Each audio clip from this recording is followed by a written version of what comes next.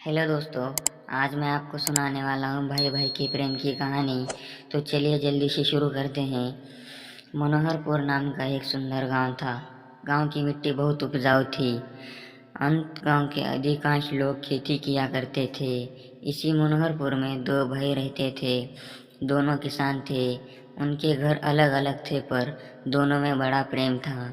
दोनों भाई हमेशा एक दूसरे की भलाई की बात सोचा करते थे। इस वर्ष पूरे गांव की फसल अच्छी हुई थी। कटाई हो चुकी थी। खलिहान में सबके अनाज के ढेर लगे थे। एक दिन रात में बड़ा भाई लेटे लेटे सोचने लगा, मेरे दो बच्चे हैं, वे गृहस्थी में मेरी कुछ न कुछ मदद करते ही रहें। मेरा छोटा भाई है, उसके बाल बच्चे नहीं हैं, उसे सारा काम अकेले ही संभालना पड़ता है, इसीलिए मुझे उसकी सहायता करनी चाहिए। वह सोचकर उठा, खलिहान में गया। खलिहान में अपने अनाज के ढेर से उसने 10 गठरी अनाज बांधा। उनमें से एक गठरी सिर पर रखकर छोटे भाई के ढेर की ओर बढ़ा। ठीक उसी समय छोटा भाई अपने घर में बैठा सोच रहा था, मैं जवान हूँ, जितना चाहे उतना काम कर सकता हूँ, जहाँ चाहे वहाँ जा सकता हूँ। किसी कारणवश यदि खेत में फायदा नहीं हुआ तो कोई दूसरा काम कर लूँगा। मेरा खर्च कम है लेकिन मेरे बड़े भैया तो बाल बच्चे वाले हैं। घर गृहस्थी के खर्च अधिक हैं, इसीलिए मुझे उनकी सहायता करनी चाहिए। वह भी उठा और खलिहान में गया। खलिहान में अपने अनाज के ढेर में से उसने 10 गठरी अनाज बांधा। उनमें से एक गठरी सिर पर उठाकर बड़े भाई के ढेर की ओर बढ़ा। अंधेरी रात थी, हाथ को हाथ दिखाई न देता था।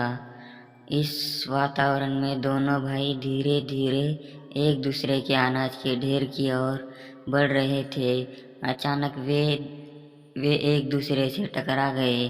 दोनों चौंक कर एक साथ बोले, कौन है? दोनों भाइयों ने एक दूसरे को देखा। दोनों समझ गए। बड़े भाई ने कहा, छोटे, तुम्हारी मदद करने वाला कोई नहीं है। खेती का सारा काम तुम्हें अकेले संभालना पड़ता है। मैंने सोचा कि तुम्हारे पास अनाज अधिक होगा तो अधिक दिन तक चलेगा, इसलिए मैं खलिहान से अनाज तुम्हारे ढेर में डालने जा रहा था।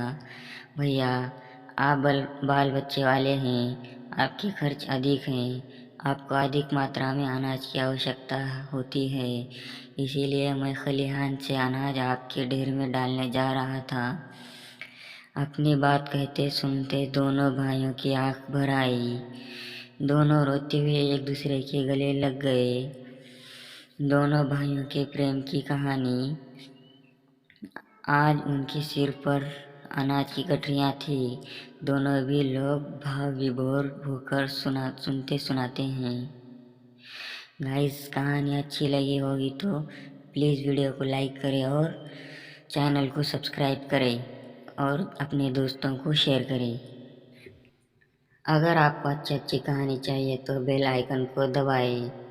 और दोस्तों, कहानी पूरी सुनने के लिए दिल से धन्यवाद।